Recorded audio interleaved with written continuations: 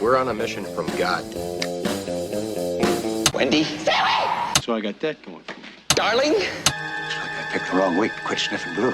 Light of my life. We enjoy your films. I am a human being. I thought they smelled bad on the outside.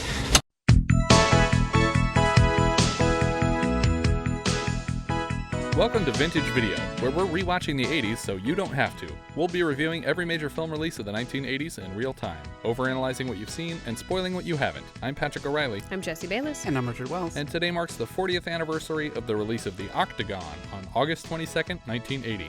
It was written by Leigh Chapman, based on a story by Chapman and Paul Aaron, directed by Eric Karson, and released by American Cinema Releasing.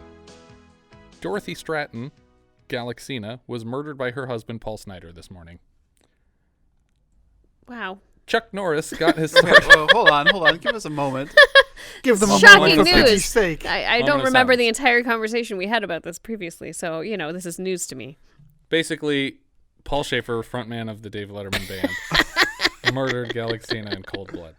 Moment of silence for Galaxina, who was killed by her about-to-be ex-husband during the shooting of They All Laughed, or maybe right after They All Laughed. Something like that, yeah. Inspiring the film star Aide, and a TV movie starring Jamie Lee Curtis as her. Chuck Norris got his start as a professional martial artist and won several nationwide tournaments on the way to a career training celebrities in various martial arts for film.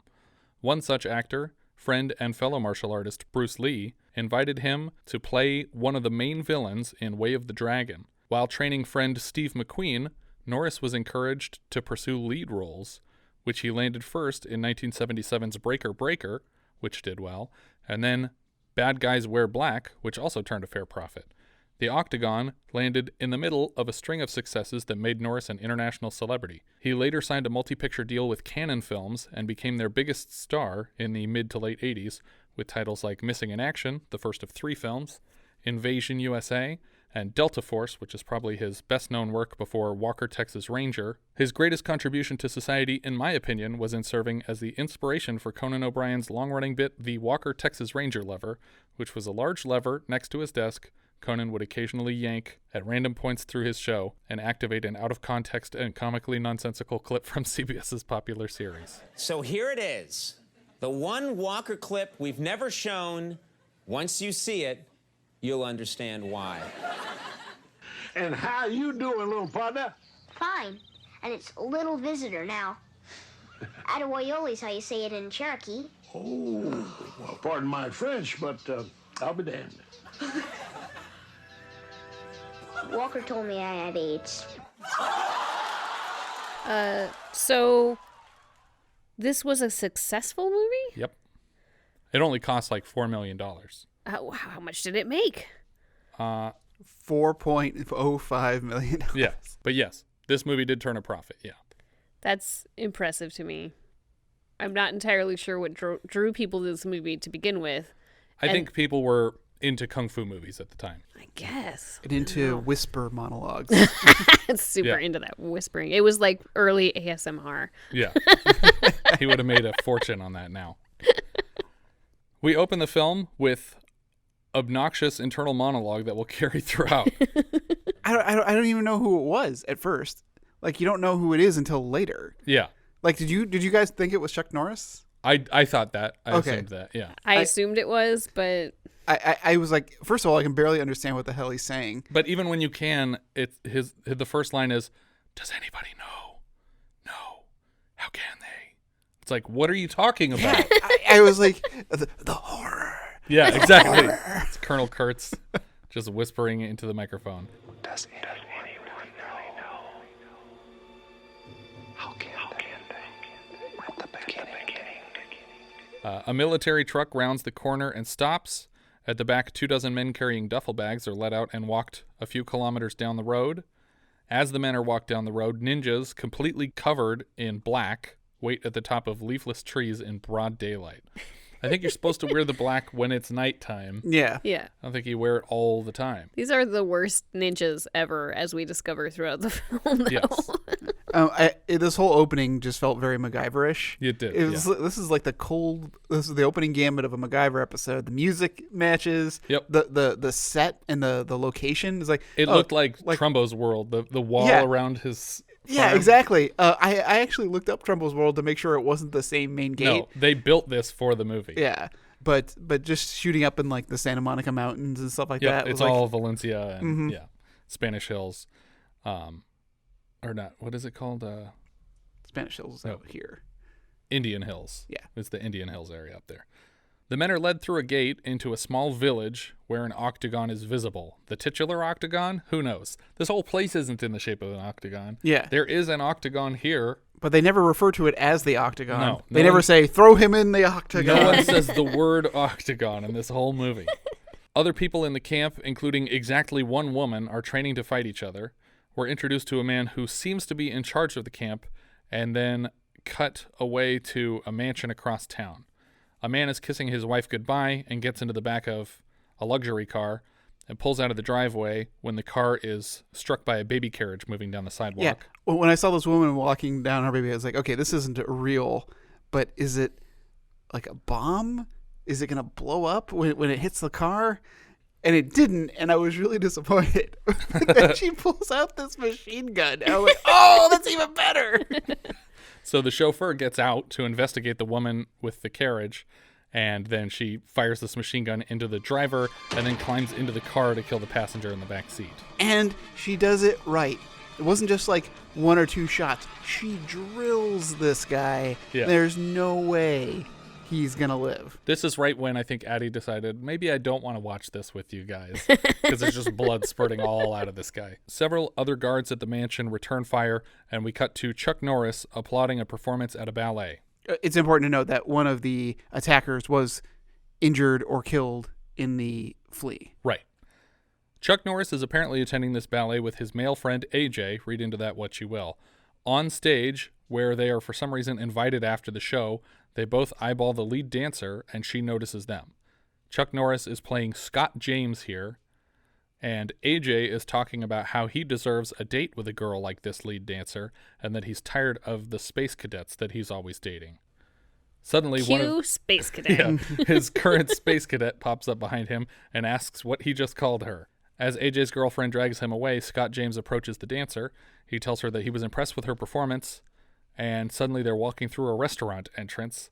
They notice a newsstand describing the grisly assassination of the man we just noticed. The dancer seems worried about this murder, claiming to have some psychic ability, though that never plays into anything. She certainly doesn't see something's coming. Yeah. Well, I think that she's just trying to make an excuse here because of what we find out later. She's obviously got inside information about this Right. killing. Yeah. Right.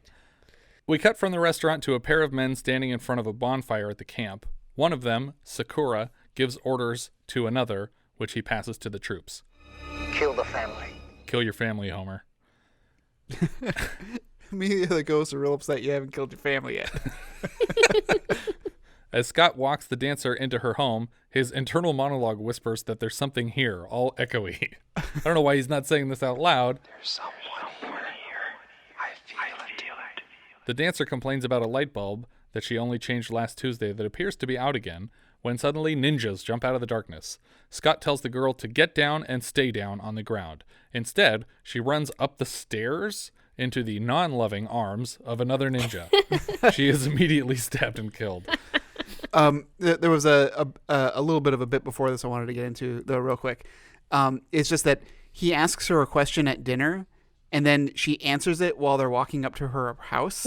Implying that the conversation had not moved at all. Correct. Like, throughout the entirety of dinner, the car ride back to her apartment or house, and then walking up, and that's when she decides to answer. My God, that's a really good I'm going to have to think about that. That's a good question. No talking until I figure this one out. Shh, I'm thinking.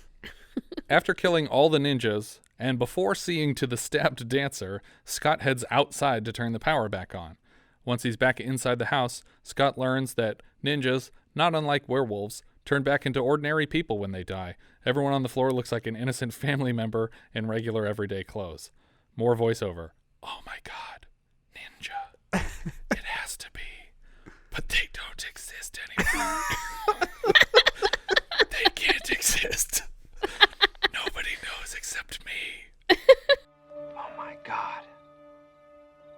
ninja. It has to be.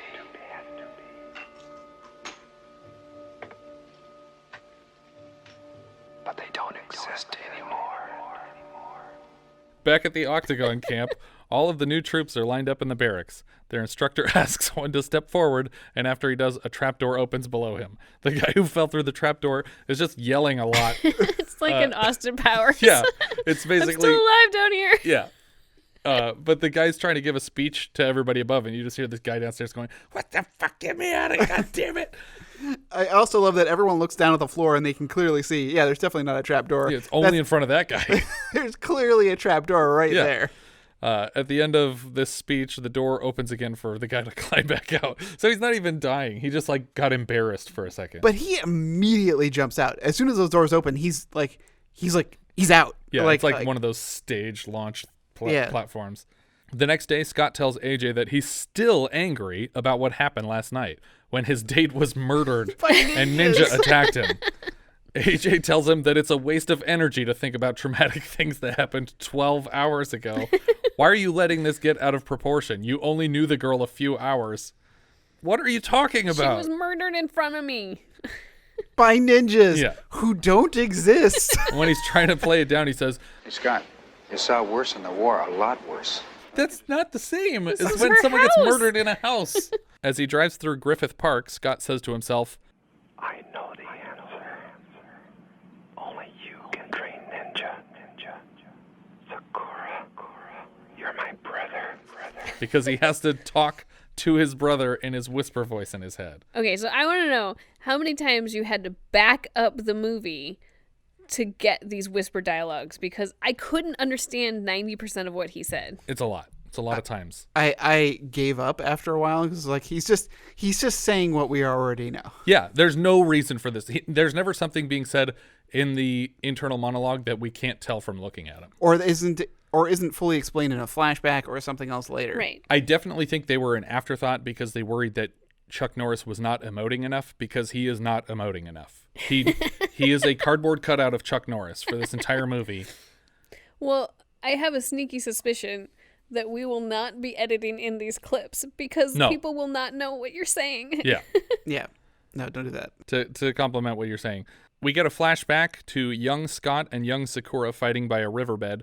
Now the voiceover gets too dense and overlaps itself to the point that it's no longer understandable. Scott goes to speak with McCarn. I'm not sure where they're supposed to be. I assumed McCarn's home until he looks up at a trophy animal on the wall and says, "Beats me what kind of an SOB can kill a fine animal like that." Yeah. So maybe this is just a lodge that they met at. McCarn is holding a wanted poster for a man named Johan, and he tells Scott that this is the only man that he wouldn't kill with a mercy shot if he were bleeding out. I'm not super clear on who McCarn is. He's like an anti-terrorist. Like special. I'm assuming he's some kind of black ops. But he seems to be like a double agent, not a double agent, No. but like he's both supposed to be a good guy because he's friends with Chuck Norris, but he's also a bad guy.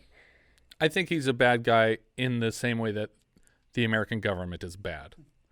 I think he's working on orders. I think he's operating outside of laws. Like he's working for the government, but he's got like clearance. He's got a license to kill. Yeah. Because my note is exactly that. It's like he goes to see McCarn and they talk about ninjas. Who is this guy? I don't know. Yeah. Scott tells McCarn that he encountered some ninjas last night, and McCarn just tells him that he's crazy, that just didn't happen for sure. AJ bumps into Ernie Hudson outside a gym. Ernie Hudson is not in enough of this movie. Yeah, it's just this scene. Just this scene. And he's got a character name, which is like, I don't remember them ever saying it. And not only that, but there's so much like set deck dedicated to this character. There's a poster of him right behind AJ. There's a huge banner, like a full 10-foot tall banner of him and AJ on the wall behind them as they talk. But these banners are advertising the 8th annual Martial Arts Expo. And Ernie tells AJ, hey, your buddy Scott could beat everyone here, myself included. Why isn't he competing? And AJ basically says he's done. He's retired. He doesn't want to fight. And then Ernie says he shouldn't have given up fighting just because that guy was seriously hurt in a match. And AJ says, tell him yourself, I already tried. We never see Ernie Hudson again. We never really hear about this Martial Arts Expo again. The scene is pointless. They basically just introduced the fact that he feels some guilt about killing a guy in the ring, and that's why he doesn't fight anymore, but he does fight still, constantly. He's fighting in every scene. At the Octagon camp, we see someone doing a weapons exhibition. He stabs a sai through a coconut or something, and then that's the end of that scene. Yeah, we keep going back and forth to this training camp for just letting you know, hey, this training camp still exists. Yeah, because it would have been too sporadic for Chuck Norris to just be hopping all over Los Angeles, so they have to include like one shot of a fight happening somewhere. Well, and let's justify the fact that we called this movie The Octagon, so we got to go back to this camp occasionally. Scott finds a woman in a luxury car stuck on the side of the road. He offers to give the car a nudge with his car, but she insists that she drive his car and he drive her car for reasons. Wouldn't it be a lot safer if you drove my car and I drove yours? Not for you, maybe. Well, you're a stranger. I'd be a bloody fool to think of you before myself. Well, you're a stranger, so shouldn't I drive your car? It's like, what? Why? Well, just let me drive your car because the screenwriter had an idea for later. I was so sure that she was just going to leave him here. Yeah. But no, she swings around and nudges her own car off the side of the road. And as he's sitting in her car, which he doesn't need to do, he finds her name on some mail in the passenger seat. And conveniently, before leaving, she invites him to her address and gives him her home address. She literally spells out her whole address right before she leaves. And as soon as she leaves, Scott realizes she has the keys to his car still. Luckily for him, a taxi drove through, I guess. Yeah. And he says no harm done. It's like, really? I feel like you had to walk at least 20 miles. Yeah. But he gets a taxi ride to her house because he can remember the address that she just said. She is home. She does have the keys. And she offers to drive him back to his car. But now he insists on driving her car because they're strangers. I don't know why. But now we've essentially rendered the last 10 minutes of the film useless. Both cars and people are back where they started. This could have happened this way from the beginning. At the docks, AJ, like, he should have just pulled up. Her car was disabled, and he was like, get in. Yeah. Because there's someone trying to kill you. At the docks, AJ is finding Johan as he gets off of a ship. Johan runs from AJ right into the non-loving arms of McCarn. On their way back to Scott's car, Justine asks Scott, "Why haven't you asked me out yet?" Suddenly they're being pursued by a Pontiac Firebird. The Jaguar is able to evade the Firebird long enough for a limousine to block the road and stop the people chasing them. Scott parks her Jaguar just a quarter mile down the road, expecting that now they're for some reason 100% in the clear, and she admits to Scott who these men were. To be fair, they were 100% in the clear. Right, but there's no way they came back to chase what if them? that Pontiac drove around the limo and they're still chasing us? Well, but this was all set up. Right. But so she says that her father owns some publishing concerns in Europe. 6 months ago, he was killed. And as the heiress, she started getting death threats, demanding editorial changes or she would be next. So are we to assume that her father was the one who got killed in that limo? That got shot up, and this has been 6 months? Yes. I guess, yeah. Because otherwise, what was the point of shooting that guy? Yeah, that must have been him. But I thought that didn't even happen in the U.S. No, it didn't. She says that he's a media guy in the U.K. Right, okay. Yeah. And she moved to L.A. to escape this danger. Yeah, correct. And then Scott's like, okay, I'll take you to dinner. And she's like, oh, do you feel sorry for me? And he's like, no, I'm just worried. Back at the Octagon camp, all the recruits are being woken up in the middle of the night and informed which of them would have died had this not been a test of the emergency Octagon system. There's no point to this scene either, other than we got to space out all the Scott scenes. Scott hides in a tree outside a different compound. This isn't the Octagon. There's like a staffing company for the Octagon. This place is run by a guy named Doggo, and he collects people that he wants to offer as recruits to Seikura for this training. And so Scott is there, and he's hiding in a tree outside the compound, and he sees the Pontiac Firebird parked around the back. So he knows, okay, the people who were chasing her work for this Doggo guy here. Scott shows up at Justine's home to take her on a date. He apologizes for being late, and she says, Oh, that's all right. I never cared about time, per se. Just timing. Whatever the shit that means. Time and timing are the same thing. Justine offers Scott a drink, and he asks her what her connection to McCarn is.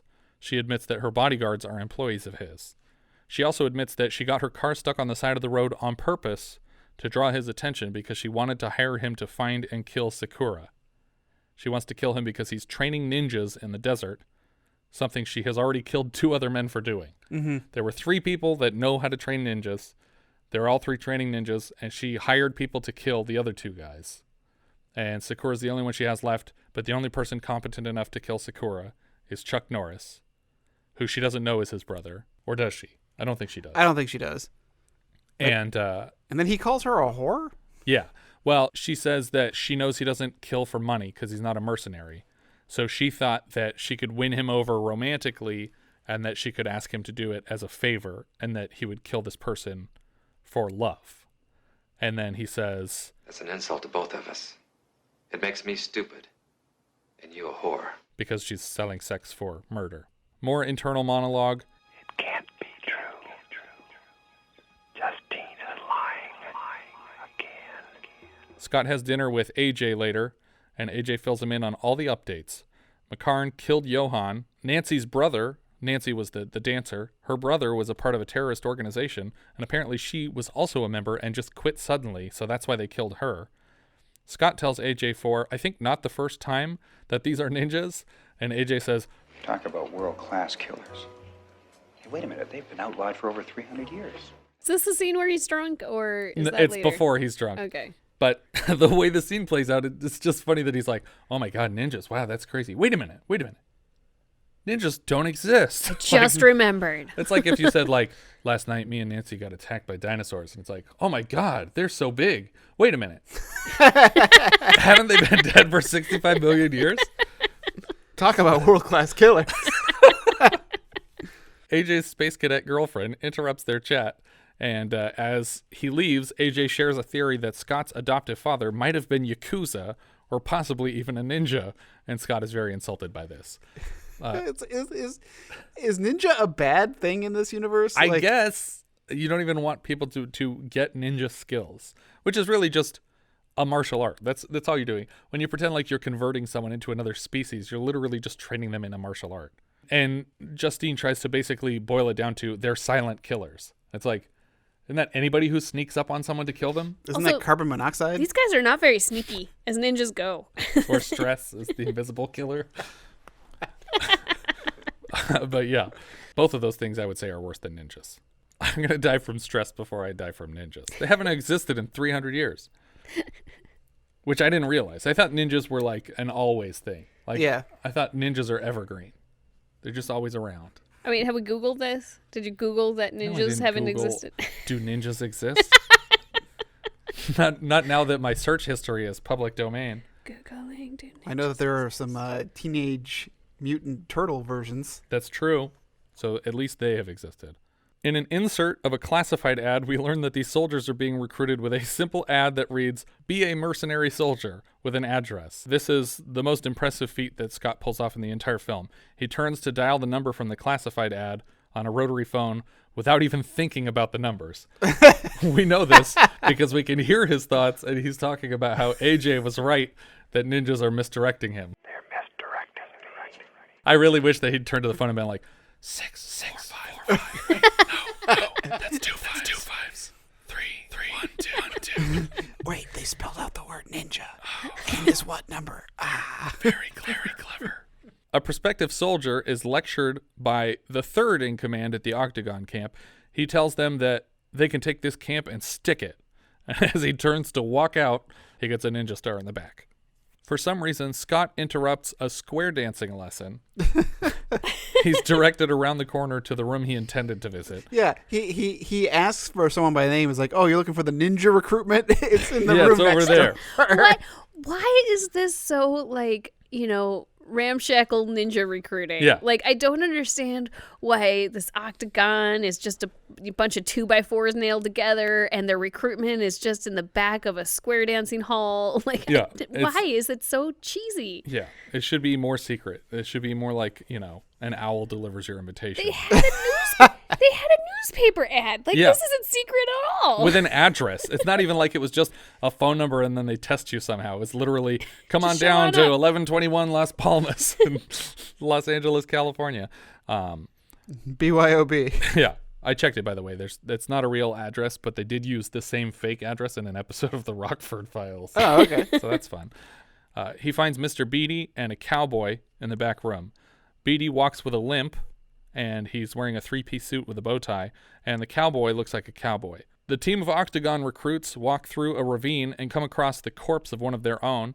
One of them gets down on the ground to check for signs of life when another ninja emerges from the dirt beside the body.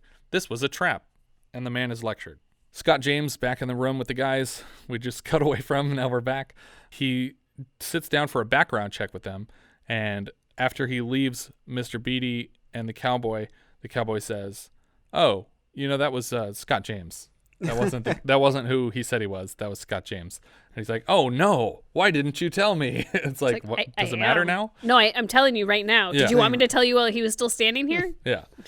They decide it will be interesting to send Scott James to Seikura. We see Scott mumbling to himself in the restaurant again before cutting to a red-tinted flashback of young Seikura and young Scott completing an obstacle course. Scott wins the race, and his brother Seikura accuses him of cheating. As a result, Seikura is rejected by their father.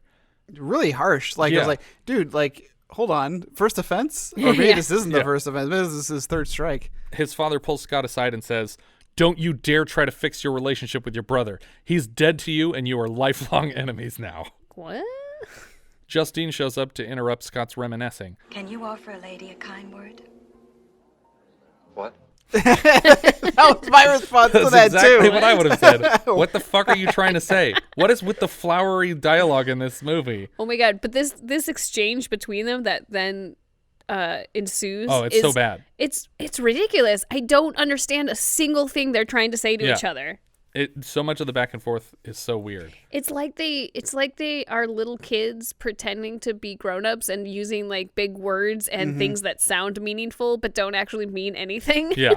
But she tries to talk to him, and then he interrupts her, and then she says, "Please, I'm trying to confess." And he's like, "Okay, sure you are." And she's like, "What does that mean?" "Oh, I don't believe you." "Oh, well, I wish you did." "Oh, well, I don't." And it's just back and forth. It's like, just say one thing. Exchange information. That's what talking is for. She basically uses a lot of fancy words to say, "Pretty please kill your brother." This is another line she says. "And until recently, I didn't know that I could care, but now that I know that, I want to change." What? So you want to not care? I don't understand. I really want to stop caring. Yeah. I'm furious at my caring.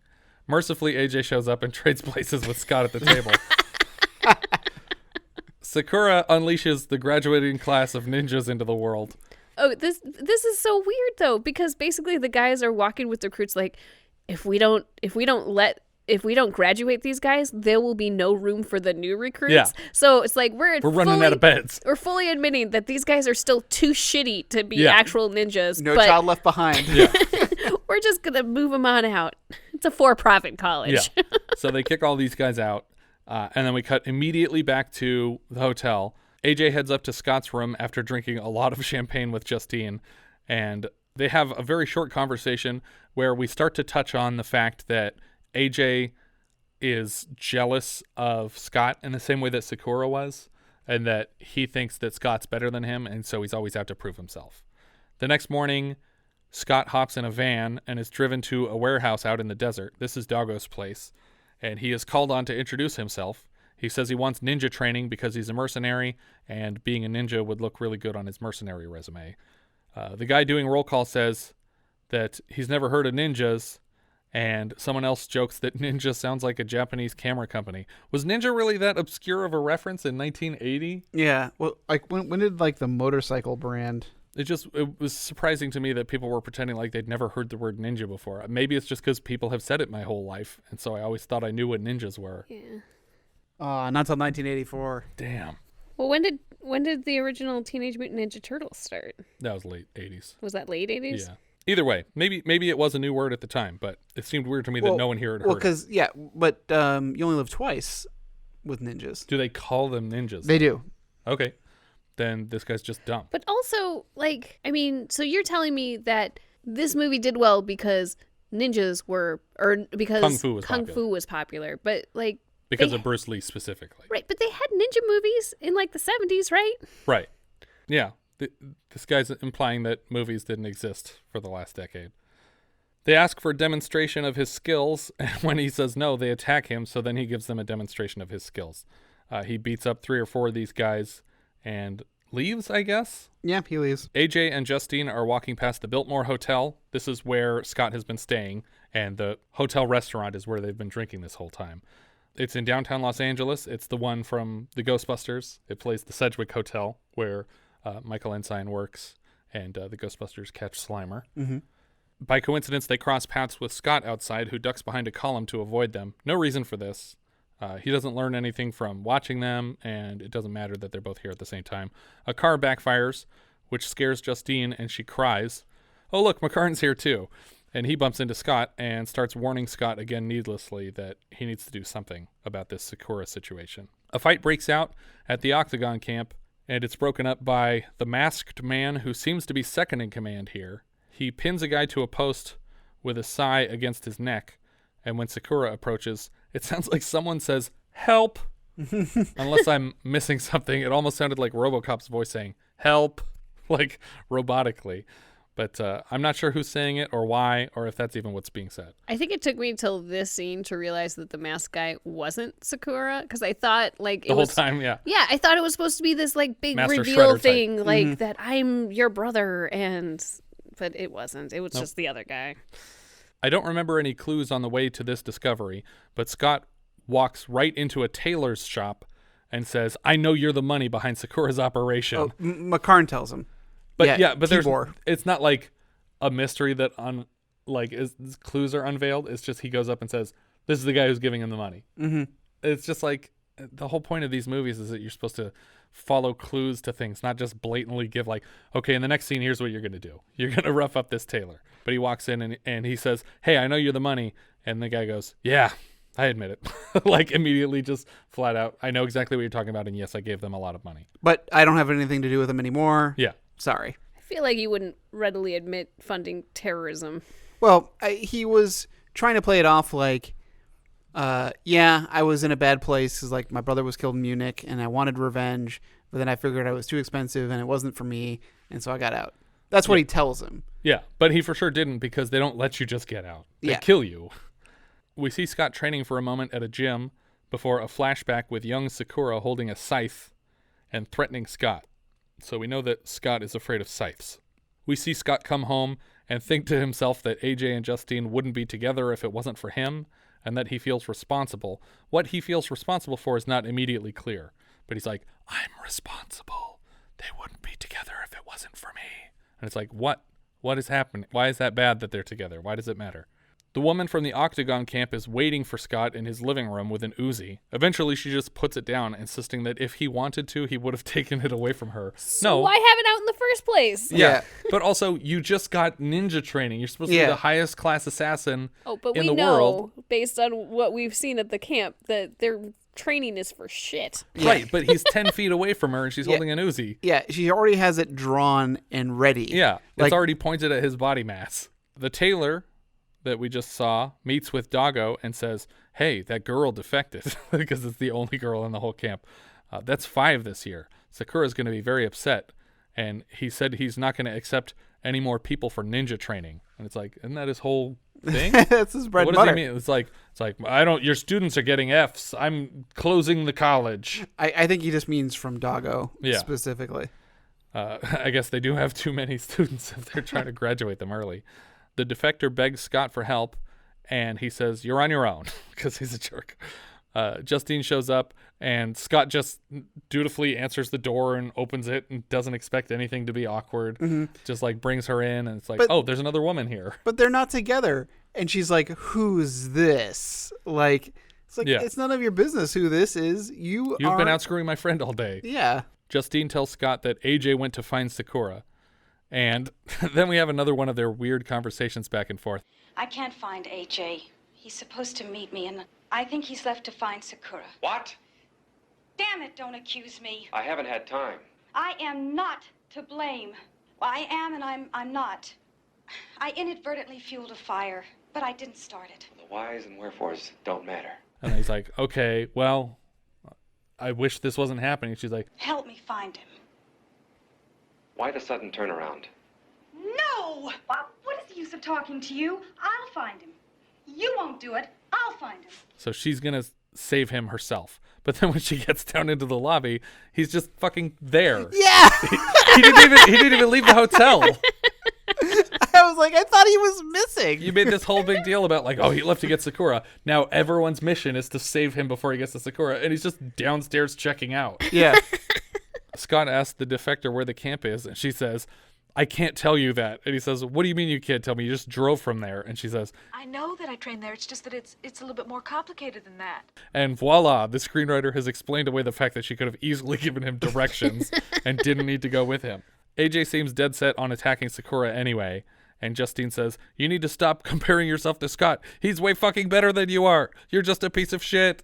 You're comparing apples and oranges. Justine is hit with a blow dart as she insults AJ outside. And she's dead. She's fucking dead.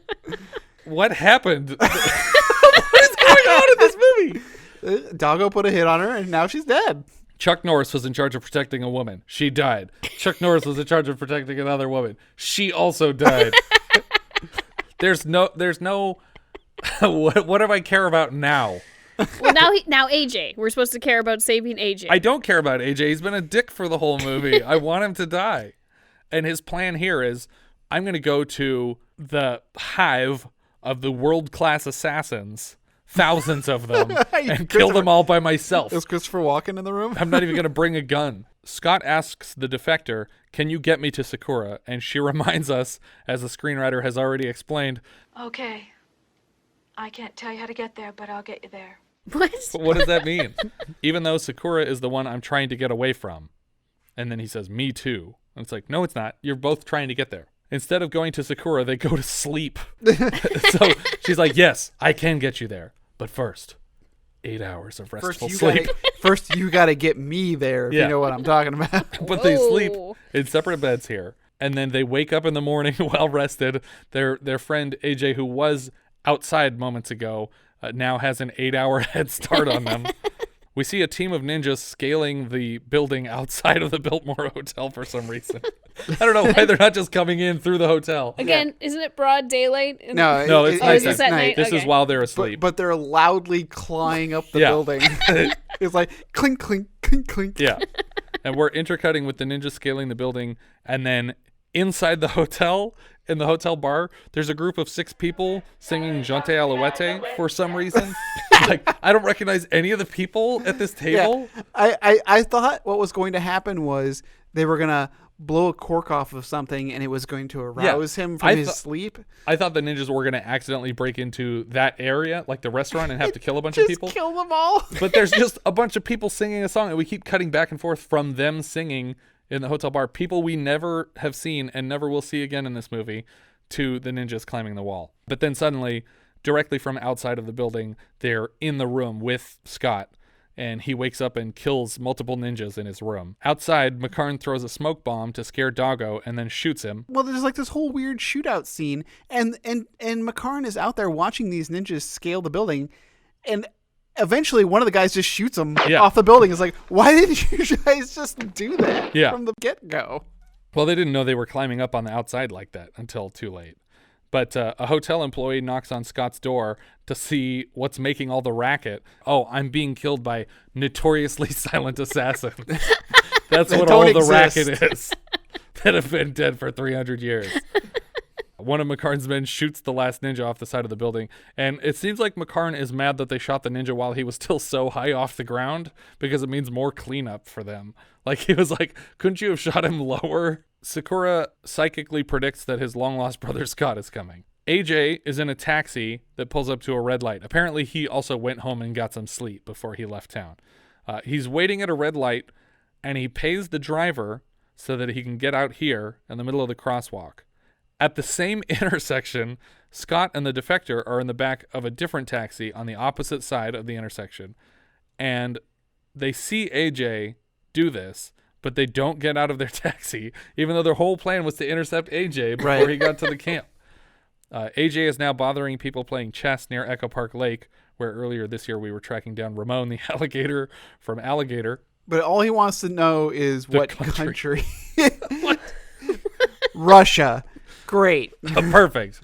Basically the address. I'll just head on over to Russia. I'll just mail myself to Russia. But yeah, he's trying to get the name of a country, and he can't even get that. He follows the guy the whole way home, and the guy's like, do you have money? Money? Come on inside. We'll talk. So he's probably should have opened with that. Yeah. I'll pay you money. I wouldn't have annoyed you all day. Instead of just coming up to random people in the park saying, what country? Where do they train ninjas? Who are you? I don't know anything about ninjas. Next table. Are they Japanese or Chinese? Scott and the defector charter a plane to the Octagon camp. They stop at a hotel, though, to sleep for another night. So it's now been 48 hours since they decided to set off on this journey. At the hotel, they sleep in separate twin beds, and the defector starts flirting with Chuck Norris. Somehow a third woman has found him charming in this movie. There's really nothing to this character, though. She tells him about an award-winning hog she had as a child. That was set on fire. Yeah, not unlike the hog in the back of the plane of the island after it exploded on the runway. Yep. She moves to his bed and they make love, thinking about the hog on fire. We get random cuts of Seikura practicing for their face-off. AJ sneaks up on the Octagon midday, unarmed, and is predictably captured by ninjas. Now that they've reached the Octagon, the girl can go home. Scott leaves without her. AJ, you're here. I'm sorry. If I could take your place. Can I do it? Can I kill my brother? Why, Seikura? Why has it come to this? Chuck trims a ninja from the tree with a throwing knife. Defector changed her mind and brought a branch to a ninja fight. Scott kills a handful of ninjas, including one that he drowns sociopathically nonchalantly. Like the guy's struggling for breath underwater, and Chuck's just looking around like, where should I eat after this? Scott is cornered by 10 ninjas until the wall behind him slides open, and he's pushed into a cage, where he finds AJ in a separate cage. Hey, wait a minute. No. He's pushed into the Octagon. Show some respect. Okay. Now we're in the Octagon. Nobody calls it that, except Richard. AJ is apparently furious that Scott showed up because he wanted to kill these 100 ninjas by himself. Like, he's not happy to see Scott at all. He's just like, this was my mission. It's like, I could do it. So you're in a cage, you idiot. The ninjas all drag AJ out of his cell and put a big sword to his neck, and Scott is forced through an obstacle course, facing off with ninjas one at a time, which is much easier than a group of them, until the end where he sees AJ tied to a big post, and he has to face off with Kyo. In the credits, he's Kyo, Kyo. That's the masked man. IMDb trivia says that the actor playing this part was kept secret, even from most of the cast, but I'm not sure why, because we never see his face in the movie, and it's not played like a big reveal or anything. Yeah, and also all his like grunting sounds just sound like someone blowing their nose. Yeah. It's just like, yeah, he's got a bad loogie. Somehow the straw they're fighting on catches fire here. AJ breaks loose from his captors, grabs a torch, and lobs it into the hay. Yeah. So he's just lighting the arena on fire where they're going to compete. And just when Scott seems to have defeated the masked man, he whips out another throwing blade from his wrist, at the same time as Kyo hits him in the chest with a ninja star. So he throws one at Seikura, and the masked man throws one at Scott. And Seikura pulls a scythe tight against AJ's neck. To convince Seikura to have mercy on his friend, he takes Sakura's buddy and kicks him into a pile of fire, killing him. He turns back to Seikura to see AJ's throat slit and his corpse tossed off of the Octagon wall 15 feet to the ground. So now every single person we could possibly have cared about has been brutally murdered by ninjas. The only people that he has been tasked to help in this movie have died. And all this time, like Chuck Norris sneaking in, fighting ninjas, setting buildings on fire, fighting the Octagon. We just keep cutting to Aura, the defector, running around with a fucking machine gun. Yeah, she's just running around, not shooting it at all. She's just running from place to place. Yeah. But the students of this ninja school are making excited shouts about Kyo being dead, and a dozen ninjas encircle Scott here. But then the other students start making plans, the ones who haven't graduated yet. Yeah. Well, I think, to me, what was happening here was that it was supposed to be one-on-one with Seikura, and everyone was waiting for that fight. And then Seikura brings out a whole bunch of other guys to fight. Yeah. And everyone's like, hey, wait a minute. This is bullshit. You're supposed to be like the best fighter. Yeah, everyone starts like getting mad about it, and that's when they start trying to take out the other ninjas. Like, we want to make sure that this guy gets his one-on-one fight. But one of them hucks a ninja star at one of the guys on the ground trying to attack Scott, and then the rest just suddenly join in to Scott's team. The defector lady surprises a few more students who call themselves mercenaries, and with an Uzi convinces them to join the cause. Suddenly, Scott is facing off with Seikura after everyone else is fighting each other. The defector and the mercenaries start dumping flammable barrels all over the camp. So I'm not clear on the whole point of this ninja training camp in the first place. They're just charging for a skill set that they're giving to mercenaries. Okay, so it really is like a for-profit college type situation. Yes. Yeah. Okay.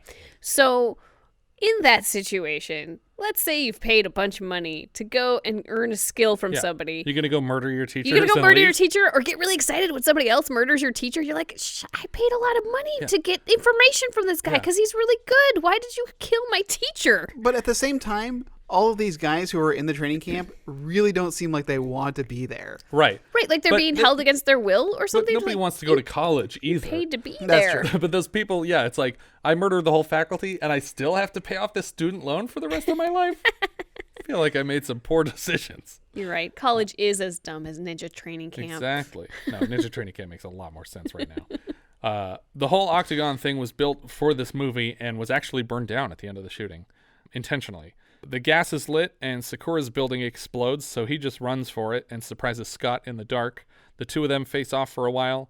Scott insists that he will kill Seikura here and stabs him through the chest fairly easily. It's not the longest fight in the movie, which it should realistically have been if you wanted to imply that these two were at all evenly matched. Even though we've only seen Scott beat this guy 4 times over the course of the movie in the past. We cut to Chuck against the rising sun, and we get the credits over that. And I can't help but think that if their father hadn't made a rule against these brothers attempting to forgive each other, that a lot of these deaths could have been avoided. Our director here was Eric Karson. He directed Opposing Force with Tom Skerritt and Black Eagle with Jean-Claude Van Damme. Leigh Chapman also wrote Dirty Mary Crazy Larry and acted in 8 episodes of Man from U.N.C.L.E., and she also wrote 2 Walker, Texas Ranger episodes. Story here was by Paul Aaron. He directed Chuck's previous Kung Fu movie, A Force of One, and he also directed Deadly Force and Maxie. Chuck Norris was Scott James. He was in Way of the Dragon, as we said, with Bruce Lee. He's the lead for Invasion USA, A Force of One, Delta Force. He plays Booker in the Expendables franchise. He plays Walker, Texas Ranger in Walker, Texas Ranger. He's also in a movie called Sidekicks with Jonathan Brandis. That was pretty good. Karen Carlson played Justine. Not the same last name as the director, but close. Mostly TV stuff for her. Lee Van Cleef was McCarn. He plays Hawk in Escape from Alcatraz. He's the bad in The Good, the Bad, and the Ugly. He's Colonel Douglas Mortimer in For a Few Dollars More, and Reese in The Man Who Shot Liberty Valance. Art Hindle was AJ. He has some beautiful hair in this movie. He played Chris Hayden in Black Christmas and Ted Jarvis in Proxies. Tadashi Yamashita played Seikura. He was Black Star Ninja in American Ninja. He also played the Eastern Trainer in Jim Kata and Nakamoto Yakuza in Rising Sun.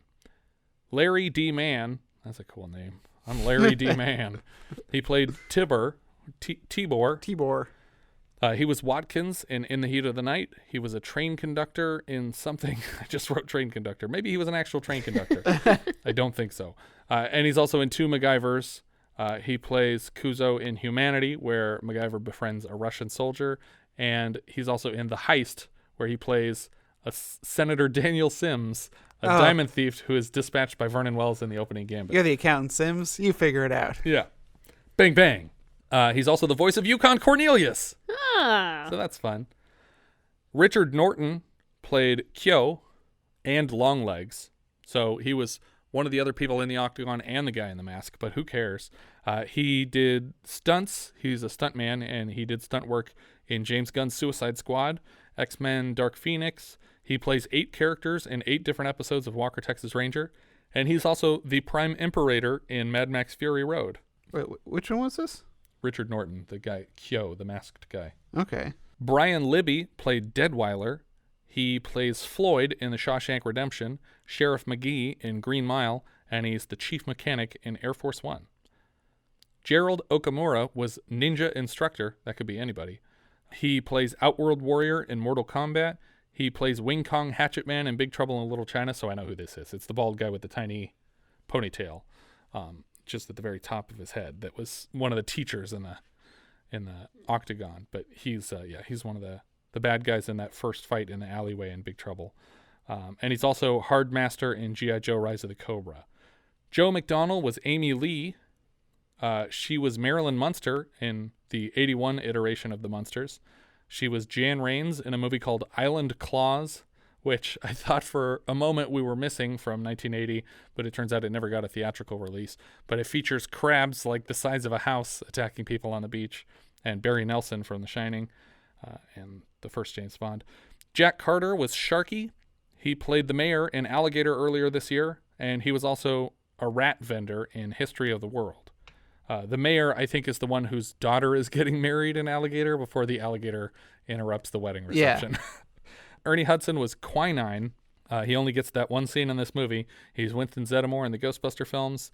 He's Albrecht in The Crow, Captain Monroe Kelly in Congo, and he was going to star in a horror short that I wrote for a horror anthology feature that ended up falling apart. I think he was having health issues and they rescheduled, and then other people weren't available, but it was fun writing for something that I thought Ernie Hudson was going to be in, and I'm sad that it didn't happen, but it was pretty dark, so I didn't go into it on this. Aaron Norris played Hatband. I don't know who Hatband was, presumably somebody that works either for Doggo or the Octagon. This is Chuck's little brother, as the last name Norris might suggest. He was also a producer on Walker, Texas Ranger, and did stunts in Ant-Man. Enrique Lucero played One-Armed Man. He was a villager in The Magnificent Seven and Ignacio in The Wild Bunch. John Fujioka was Isawa the Teacher. He played Shinyuka in American Ninja. He's the chief priest in Mortal Kombat. We've already had him this year as Mr. Yuatsum in Private Eyes. And he was also Cleveland in Last Flight of Noah's Ark. Mm-hmm. Mike Norris played Scott at age 18. Again, last name Norris.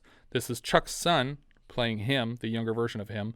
His first appearance was Pizza Skateboarder in A Force of One, another Chuck Norris film. He's also... I was hoping that was the title of the movie. Pizza Skateboarder. You'll have to write that one yourself. Doesn't that sound like an amazing 80s? I'd watch it because I have to. He's in a few Delta Force sequels, and he also plays 8 different characters in as many Walker, Texas Ranger episodes. Brian Tochi played Seikura at 18. He was Takashi in all 4 Revenge of the Nerds movies. He played Leonardo in the first 3 live-action Teenage Mutant Ninja Turtles. And he was Cadet Nogata in a couple Police Academy movies. Haven Earl Haley played the diplomat. I think that's the guy who gets shot at the beginning of the movie. He plays a judge in Casino. And he's the father of Jackie Earl Haley. I was going to say, I just saw Earl Haley, and I was like, what? I looked it up. Tracy Walter was Mr. Beatty, uncredited for some reason. He's Bob the Goon from Batman. Mm-hmm. He's Miller in Repo Man, Moloch in Conan the Destroyer, and a boat salesman in Matilda. And we had him earlier this year as the killer in The Hunter. Yeah, this is bad. It's rough. Yeah, the voiceover only makes an aggravating experience worse. Yes. The writing is really bad. The editing is terrible. Yeah. Oh God, the editing. I think it really could have benefited from a B story. I mean, I guess it could have benefited from an A story too. I think there was a B story that got cut. Was there? I have to assume that this fight expo that they pitched at the beginning was going to have some payoff where after he defeats Seikura, we see him competing again in a healthy atmosphere again. And feeling better about himself. Yeah, but but that still isn't much of a B story something to cut away from. I think it also doesn't make sense that there were 3 hostages and all 3 of them died. Right? What was the point of this movie? Yeah, he failed. He has a 0% success But also rate. the only thing he set out to do in this entire movie, aside from protect these women that got killed, was to stop AJ and not kill his brother. Yeah. He literally He failed at every every mission. single thing he set out to do. Yeah. Well, I feel like the 3 female characters should have been 1 female character. Yeah. And that is the character of the defector who defects to get his help. I think that's your plot. It doesn't need to be this billionaire of a publishing empire who wrote bad stories about Seikura and now they want her dead. Right. Or And it does, that story doesn't matter. Yeah. Or the girl whose brother was involved that he happened to go on a date with, and they have like this whole date scene. Yeah. But and the AJ character could have also been Scott.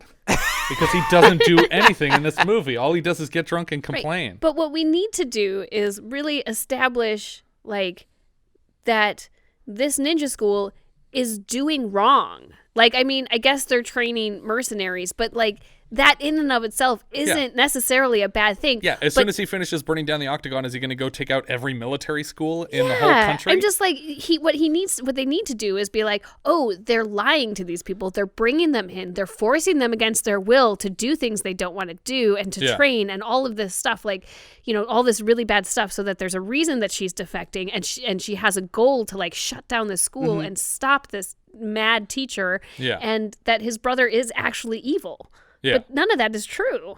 Well, they do kill your family if you should ever be caught, captured, or killed. I guess that's bad. I don't know. I think that's reasonable if you're trying to protect a martial art. You should kill those people. I'm going to go out on a limb and say you should murder those people and their families. Is that why she was defecting? Because she hates her family?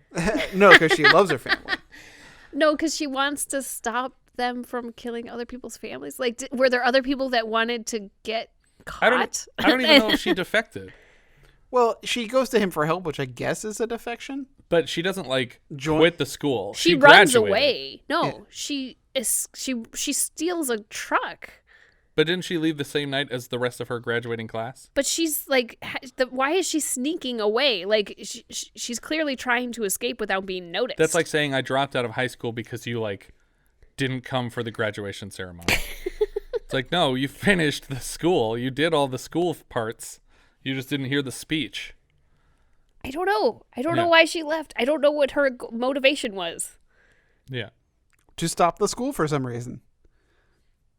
Yeah. And she does have a tiny bit of like, well, you know, originally I thought it would be good, but it was bad. It's like, oh. Yeah. Okay. And she's working for Doggo, and she comes across Scott James' file, and I guess she was like, this guy could stop this. Yeah.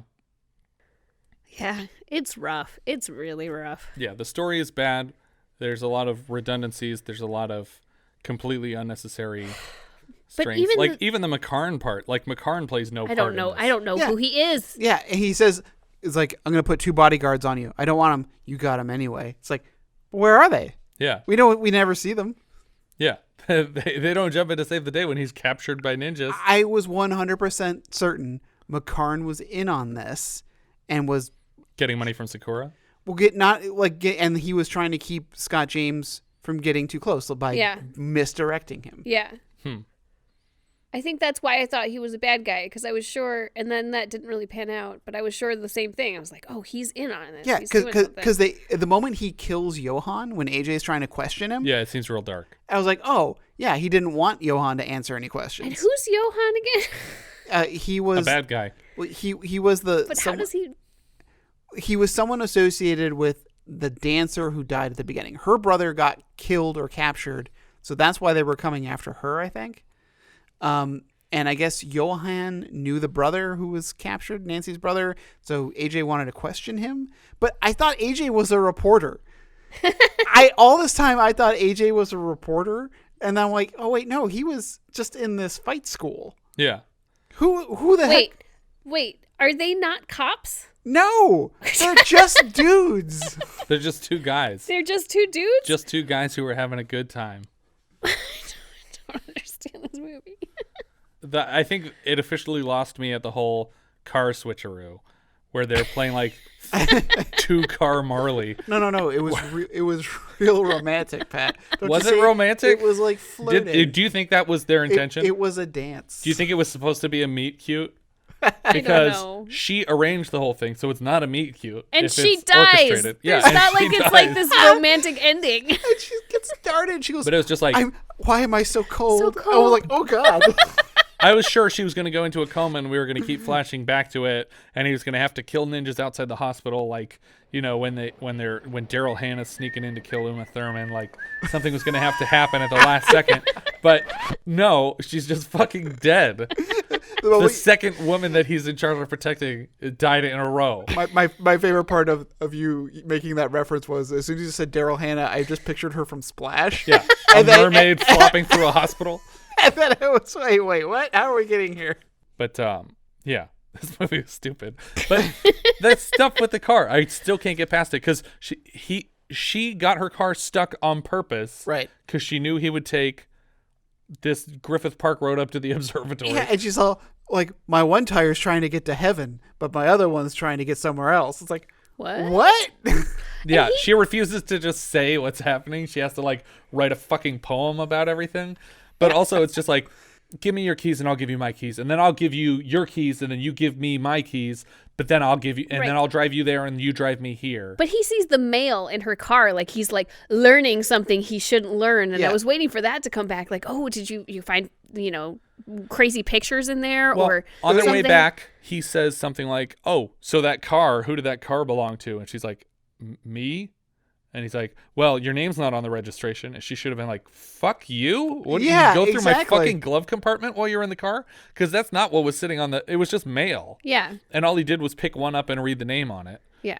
But she's totally been forthright about who she is. Yeah. She was totally honest the whole time. So I don't really understand why you needed the mail at all. Yeah, it wasn't a clue to anything. Well, I guess maybe just to hammer home her address again, like, she's like, because I'm really going to steal this guy's keys and leave him stranded. Yeah. Yeah, she should have, like... She knows the way to a man's heart. She should have pretended to accidentally drop some of her mail so that he had to find the address to go to her house. Yeah. But, yeah. And then they go back. She's like, oh, you came all the way to my house. I guess I'll drive you back to your car. And then we're both back where we were 2 hours ago. Mm-hmm. Only now there's someone after us. I think this is just especially frustrating because we know how large Los Angeles is. Nothing is close. Yeah. It did take you 2 hours to do that round trip. Yeah. It's not like she's right around the corner. Anyway, Jess up or down? Oh my God, down. Down. So down. Yeah, it's definitely down. I don't know if, other than Sidekicks, I've ever seen a Chuck Norris movie. And this one is so much worse than I expected. Especially because I feel like the Octagon has a reputation of being at least a decent kung fu movie. I had never heard of it.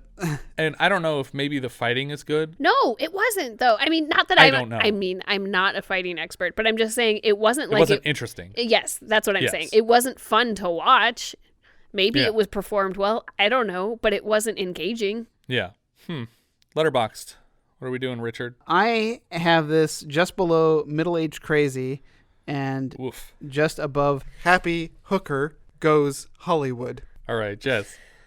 So this is pretty dang low. I have it below loose shoes.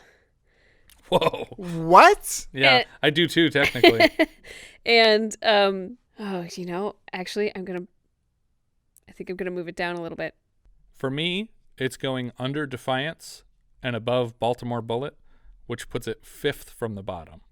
Okay, so I'm going to put this below Middle-Aged Crazy and just above Gorp, which is 4th from the bottom. All right. I think that's about everything for this one. If you guys have any thoughts you'd like to share with us, we are Vintage Video Pod on Twitter, Facebook, Instagram, and Letterboxd, where, as I said before, you can find each of our full movie rankings for the year. We can also be found at vintagevideopodcast.com. Please consider rating us on iTunes to help people find the show, and if you take the time to leave us a review, we will thank you personally in an upcoming episode. If you're feeling especially generous, you can also support the show through patreon.com/vintagevideopodcast. Thank you so much for listening, and I hope you'll join us next time when we'll be discussing Battle Creek Brawl, which IMDb describes like so. A young Asian American martial artist is forced to participate in a brutal, formal street fighting competition. We leave you now with the trailer for Battle Creek Brawl, aka The Big Brawl.